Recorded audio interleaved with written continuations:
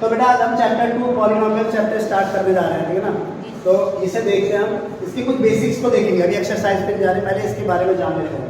पहले तो मुझे ये बता दो पॉलिनोमियल होता क्या है। कोई बताएगा मुझे पॉलिनोमियल होता क्या है? 1 बाय 1 बता दो।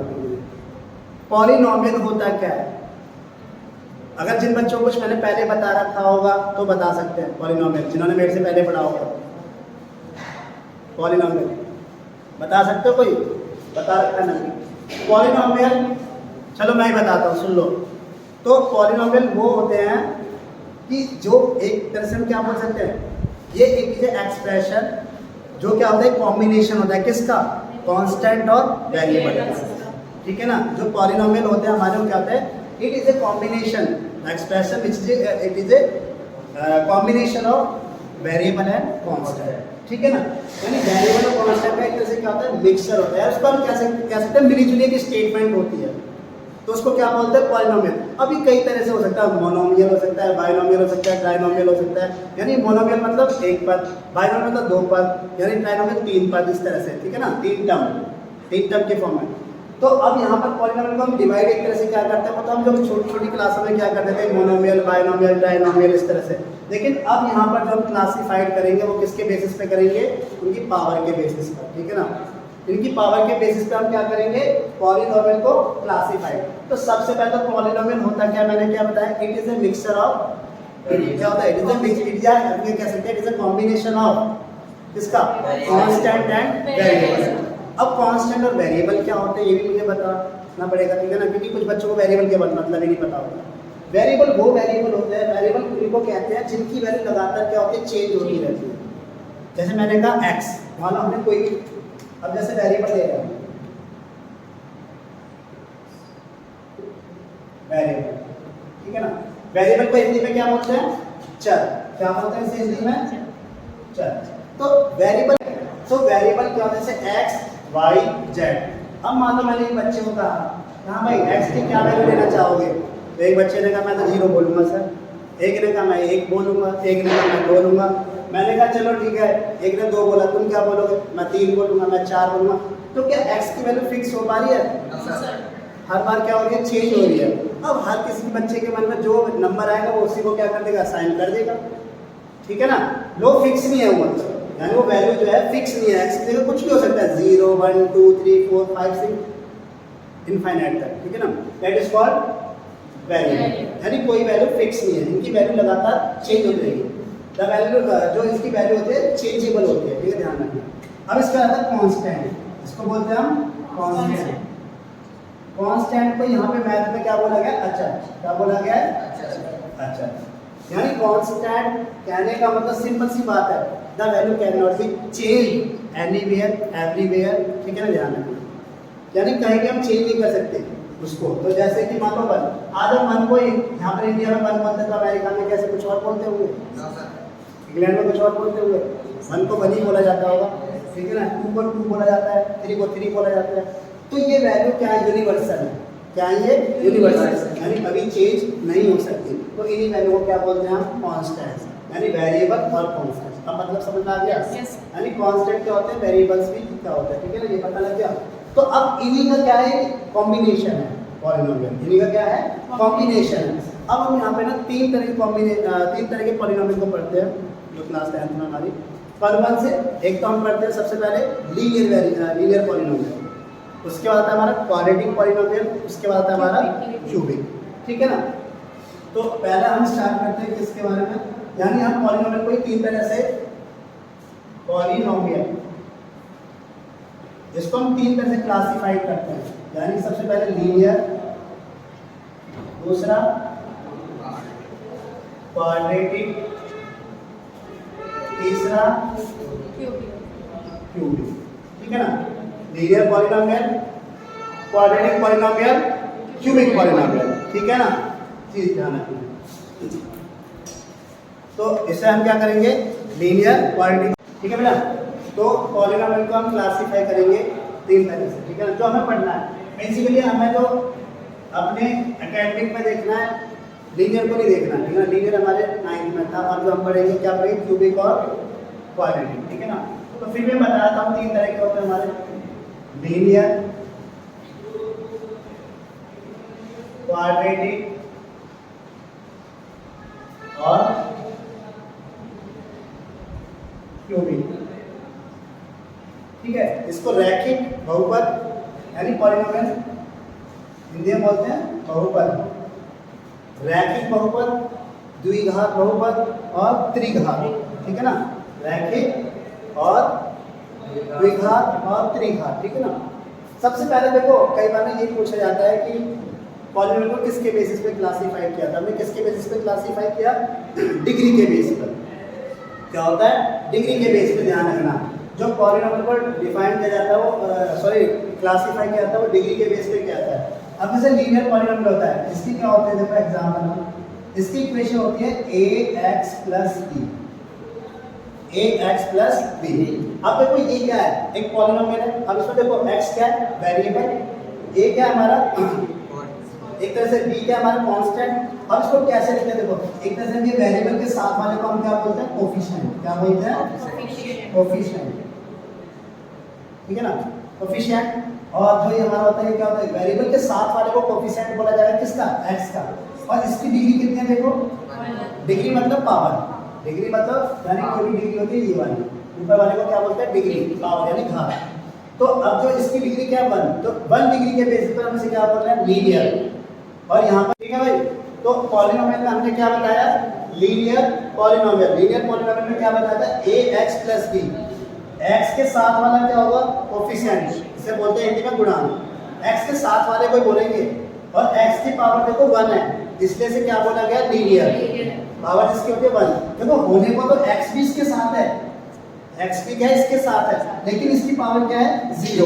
और जब किसी वेरिएबल की पावर अगर 0 होती है ना तो उसकी वैल्यू हमेशा क्या होती है? 1। ठीक है ना, हमेशा क्या होते हैं? 1। तो ये जो पॉलिनोमियल होते हैं ना, ये हमेशा ना बड़े सिस्टमैटिकली चलते हैं। जैसे पहले x की पावर 1, फिर x की पावर 0, मतलब ऐसे डिक्रीजिंग ऑर्डर में चलते हैं।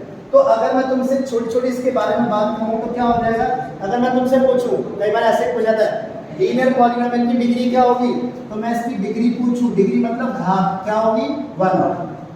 डिग्री पूछूं तो क्या होगी? 1। और अगर तुमसे टर्म पूछूं तो क्या होगी? तो याद रखना हमेशा डिग्री प्लस 1, यानी जितनी डिग्री होती है उससे ज्यादा क्या होती है? टर्म होती है। यानी डिग्री कितनी है? 1, तो यानी टर्म कितनी होगी? 2। देखो एक, इस पूरी को एक टर्म बोला जाता है, एक साथ वाले को एक, और एक ये 2। ठीक है भाई, एक और ये 2। अगर टर्म पूछा जाए डिग्री प्लस 1, डिग्री पूछा जाए 1, और अगर इसके जीरोज, अब ये जीरोज क्या हो गया? अभी नई बात आ गई, जीरोज, जिसे हिंदी में बोलते हैं शून्यांक। क्या बोलेंगे? शून्यांक। शून्यांक क्या बोलेंगे हिंदी में? शून्यांक। जीरो, जैसे जीरो को हिंदी में क्या बोलते हैं? शून्य। ऐसी जीरोज को बोलते हैं शून्यांक। तो शून्यांक का मतलब क्या होता है? शून्यांक का मतलब होता है, जीरोज का मतलब होता है वैल्यू ऑफ x, यानी इस इक्वेशन के सॉल्यूशन। इस इक्वेशन के सॉल्यूशन की बात करें तो दैट मींस क्या हो गया? x की वैल्यू की बात कर रहा है। अगर हम बोले कि इस इक्वेशन के सॉल्यूशन कितने होंगे, तो इसके इक्वेशन के सॉल्यूशन कितने होंगे? जितनी डिग्री होती है, जितनी डिग्री होती है उतने उस इक्वेशन के क्या होते हैं? सॉल्यूशन होते हैं, यानी जीरोज होते हैं। तो जीरोज हमेशा बराबर होंगे डिग्री के, जितनी डिग्री उतने सॉल्यूशन। तो इसकी डिग्री कितनी थी? 1। तो इसके सॉल्यूशन यानी जीरोज कितने होंगे? 1। ध्यान रखना, यानी हमेशा इसमें x की वैल्यू क्या निकलेगी? 1 निकलेगी, मतलब एक ही। दैट मींस 1 आंसर नहीं, मतलब वैल्यू 1 आएगी बस केवल। ठीक है ना, तो समझ में आया? लीनियर इक्वेशन, लीनियर पॉलिनोमियल में हमारा क्या हुआ कि एक तो इसकी डिग्री क्या होगी? 1, इसके टर्म क्या होगी? डिग्री प्लस 1, यानी 2 टर्म होंगी, इसकी जीरोस क्या होगी? डिग्री। अब एक बच्चे ने मुझे बड़ा अच्छा क्वेश्चन पूछा। क्या पूछा? मैंने बोला ना बड़ा तेज बच्चा है वो, कभी ऐसी चीजें पूछता भी रहता है। उसने कहा अच्छा सर ठीक है, आपने बोल दिया, हमने मान लिया। आपने कहा कि टर्म इसका डिग्री प्लस 1 है, ठीक है मान लिया।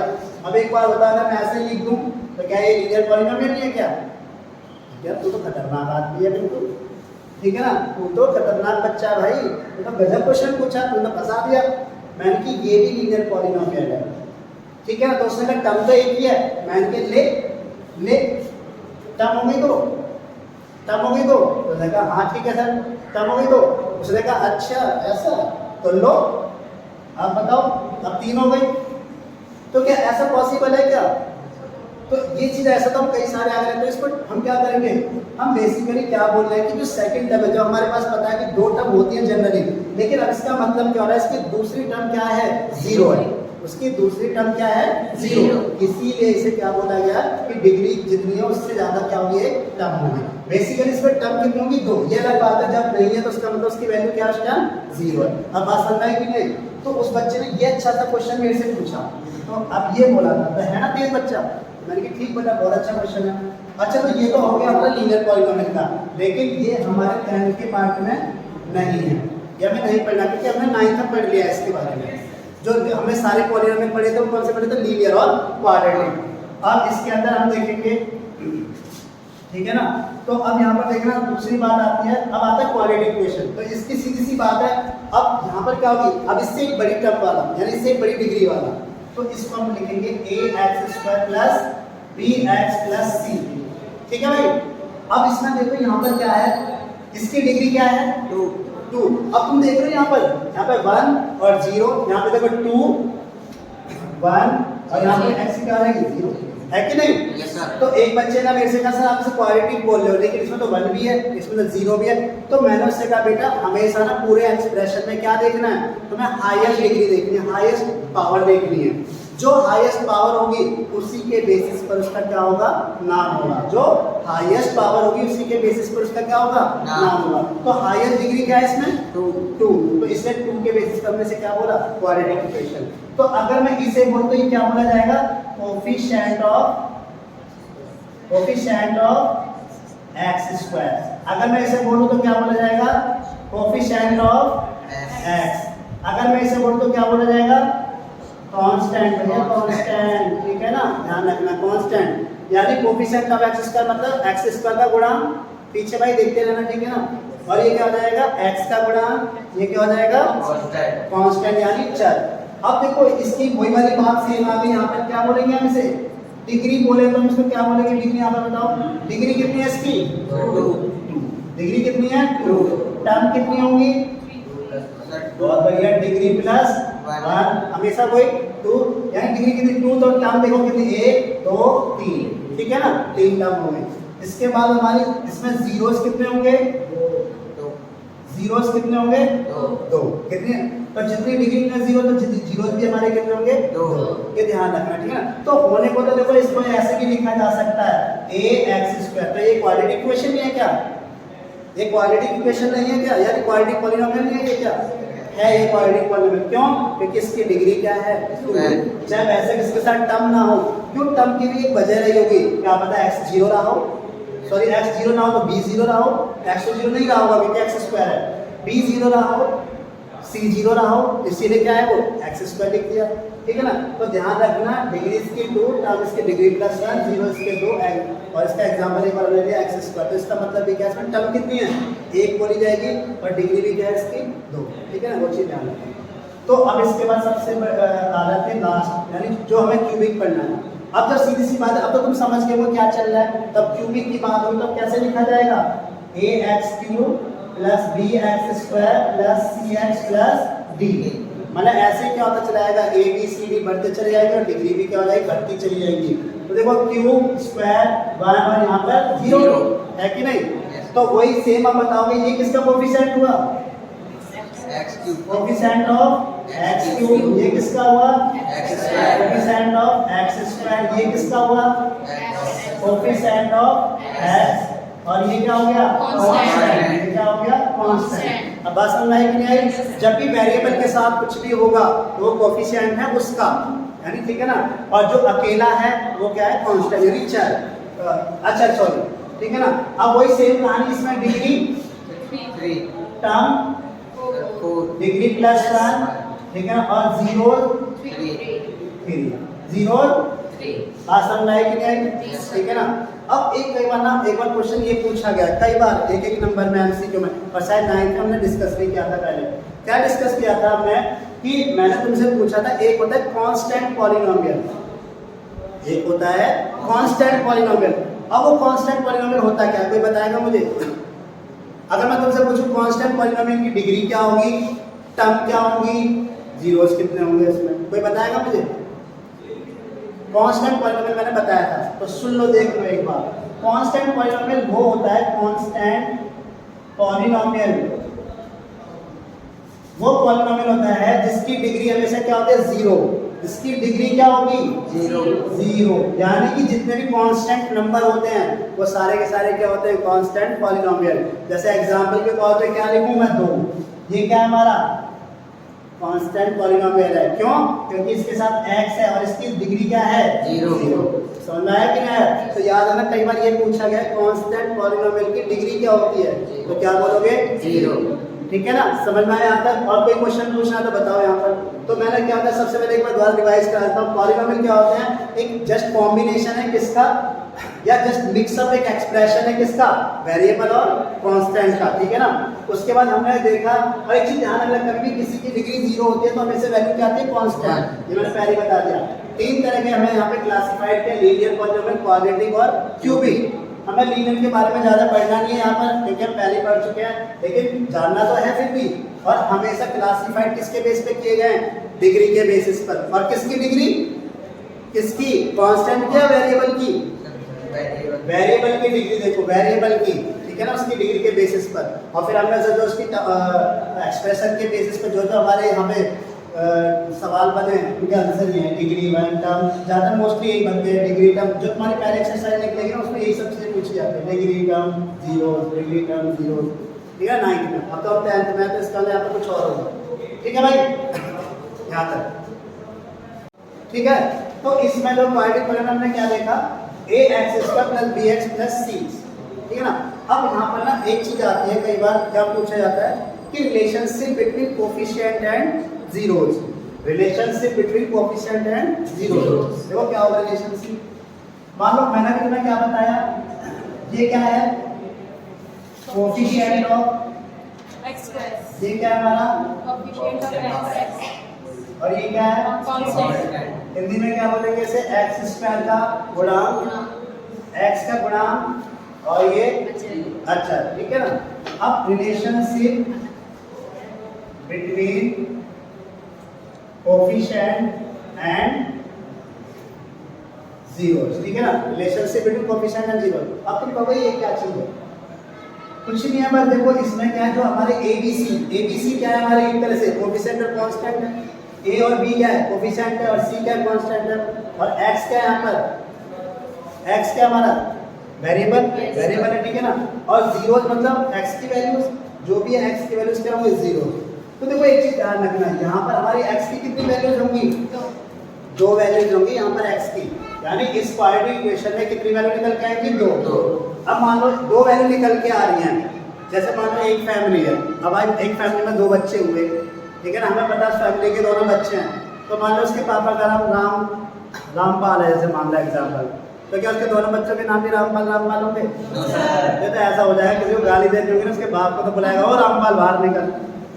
अगर मतलब छोटे छोटे बच्चों को गाली देगा कि नहीं गाली देगा, यानी उसका दोस्त कहेगा रामपाल बाहर आ, तो उसका बाप निकल के आएगा, वो कहेगा भाई मुझे बुला रहा है, कहते सर आपके बच्चे को बुला रहा हूँ। तो ये तो बड़ी क्या हो जाएगा, मिसकम्युनिकेशन हो जाएगा कि नहीं हो जाएगा। तो ऐसे चीज़ों से बचने के लिए हम क्या करते हैं, सबके नाम अलग अलग रखते हैं ना, ये बाप का नाम अलग होगा, बच्चे के नाम अलग होगा। तो ऐसे ही इस प्रॉब्लम से बचने के लिए इस इक्वेशन में अपने 2 बच्चों के नाम क्या क्या रखे, एक का नाम रखा अल्फा, एक का नाम रखा बीटा। एक का नाम रखा अल्फा, एक का नाम रखा बीटा। बट ये है दोनों किसकी वैल्यू, एक्स की वैल्यू है, किसकी वैल्यू है, मतलब है एक्स की वैल्यू। मान लो हम कोई 2 वैल्यू ऐसे निकालते हैं, x = 2 और -3, तो अभी दोनों वैल्यू x के, लेकिन इसको हम अंडरस्टैंडिंग पर्पस से क्या करते हैं, इसका नाम दे देते हैं अल्फा, इसका नाम दे देते हैं क्या, बीटा। वही जैसे मैंने बताया एक फैमिली में 2 बच्चे हैं, तो उनका नाम बाप के नाम पर थोड़ा देंगे, अलग अलग नाम देंगे, ताकि अंडरस्टैंडिंग बनी रहे। ठीक है ना, ताकि बाप को गाली ना मिले बच्चे के पीछे, है ना। तो अल्फा और बीटा ये हमारे क्या होगा, जीरोस। अल्फा और बीटा को क्या बोला गया है, जीरोस। इनको क्या बोला गया है, जीरो। ध्यान रखना, इनको क्या बोला गया, जीरो, यानी शून्याङ्क। हिंदी में बोले तो शून्याङ्क, क्या बोलेंगे इसे, शून्याङ्क। तो इनको बोला गया। अब हमें ये बताना है ए बी सी और अल्फा और बीटा के बीच में रिलेशन क्या होगा। ठीक है भाई, तो यहाँ पर देख रहे हैं इस चीज को। अब मान लो हमने कहा, जैसे यहाँ पर हम एक चीज ध्यान रखिए, sum of zeros, sum of zeros इस वर्ड में क्या होता है, ध्यान रखना, minus coefficient of x upon में कोफिशिएंट ऑफ x स्क्वायर। ये चीज ध्यान रखना। अगर मैं इसके टर्म में लिखूं तो क्या लिखेंगे, सम ऑफ जीरो, सम मतलब जीरोस का योग यानी शून्यांक का योग, यानी कि अल्फा प्लस बीटा। मानो हमने इस इक्वेशन को सॉल्व किया और हमारी दो वैल्यू निकल गए, वो क्या क्या निकल गए, अल्फा और बीटा। अब हम देखना चाह रहे हैं, हम एक तरह से क्या कर रहे हैं, हम इनका डीएनए टेस्ट कर रहे हैं। हम जानना चाहते हैं क्या तुम इन्हीं के औलादे हो या इन्हीं के बच्चे हो, तो हम पता कर रहे हैं कि भैया तुम इनके बच्चे हो या किसी और के हो, है कि नहीं। तो वो कैसे पता हो रहा है, यहाँ से हम प्रूव कर रहे हैं।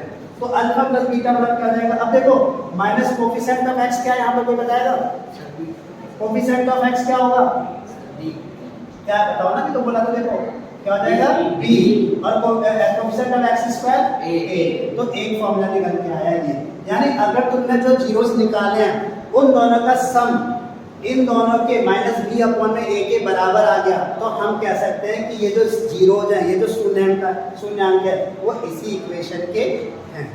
बात समझ आई कि नहीं। यानी कि अगर ये रिलेशन सेटिस्फाई हो गया, अगर ये रिलेशन सेटिस्फाई हो गया, तो हम कह सकते हैं कि दिस जीरो इज इससे रिलेटिव है, मतलब इसके रिलेटिव्स हैं। ये जीरो क्या कर रहे हैं, इससे रिलेशन में है, मतलब इसी के बच्चे हैं, कहने का मतलब। अब दूसरी बात आती है, ये हो गया पहला वेरिफिकेशन, यानी पहला डीएनए टेस्ट। अब एक से थोड़ा मानने वाले हम एक और करेंगे, अभी विश्वास नहीं हो रहा हमें कि ये उसके हैं कि नहीं है, तो हमने कहा चलो एक और टेस्ट कर लेते हैं। अब हमने कहा चलो एक और टेस्ट करो भाई। अब हम लिखेंगे प्रोडक्ट ऑफ जीरोस, क्या लिखेंगे, प्रोडक्ट ऑफ जीरोस।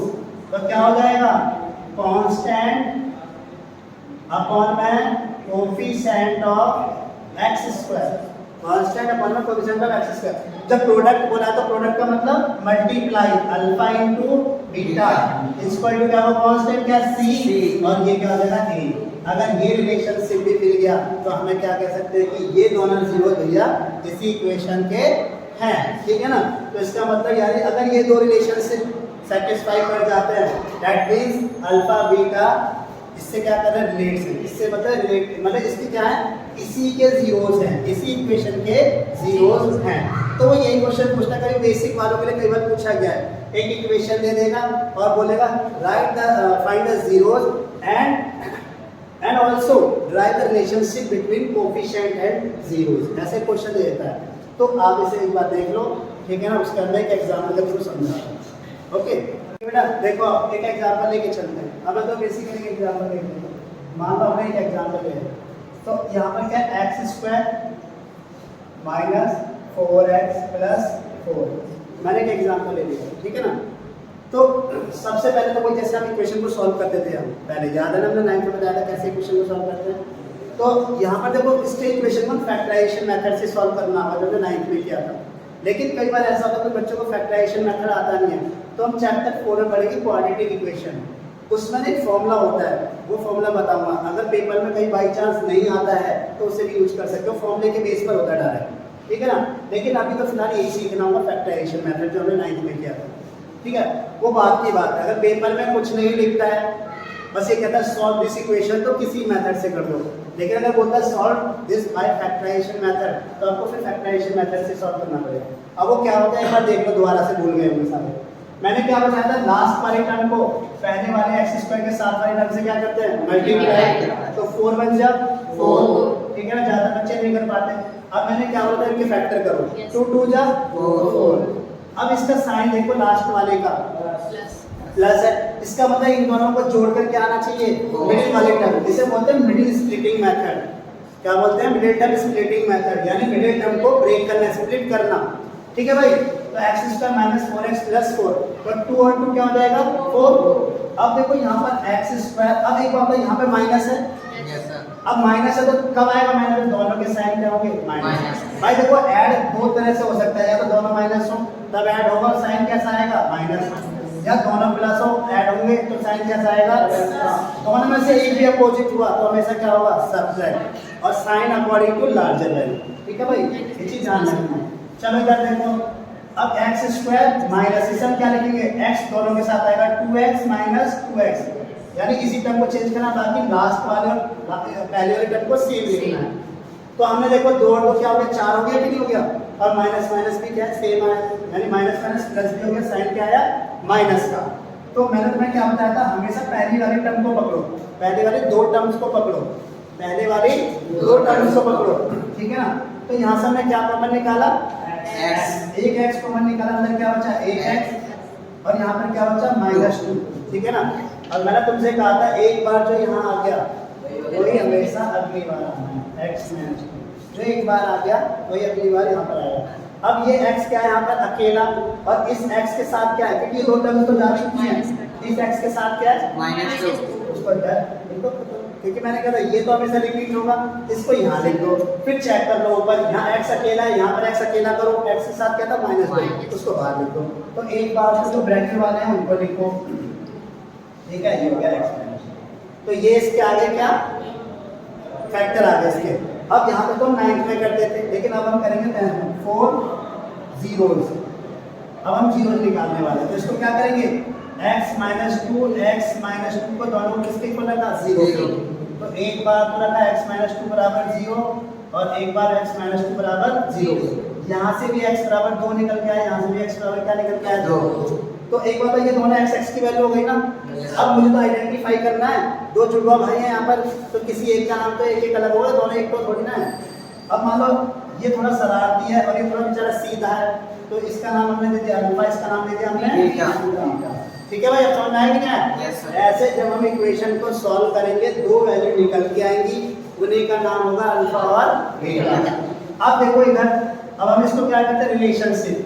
इसका देख लो question, relationship between zeros and coefficient. इसका मतलब आएगा यानी शून्यांक और गुणांकों के बीच संबंध, शून्यांक और गुणांकों के बीच संबंध। अच्छा एक बात बताओ, इस इक्वेशन में अगर मैं इस इक्वेशन को x² - 4x + 4 को कंपेयर करूं किससे, ax² + bx + c, तो मुझे बताओ a की वैल्यू कितनी, a की वैल्यू 1 होगी कि नहीं होगी, x² को हटाओ तो a की वैल्यू कितनी, 1। b की वैल्यू -4 भाई, क्योंकि यहाँ प्लस है, साइन बन गया है, तो b की वैल्यू -4 और c की वैल्यू 4। ये हो गया हमारे a b c की वैल्यू, और जीरोस हमारे क्या है, 2 और 2, यानी अल्फा की वैल्यू भी क्या है, 2, और बीटा की वैल्यू भी क्या है, 2। अब सबसे पहले हम पहला रिलेशन को चेक करेंगे, sum of zeros, sum of zeros. तो क्या होता है सम ऑफ जीरोस का, -b/a, तो यानी alpha plus beta equal to -b/a, ठीक है ना, अल्फा प्लस बीटा।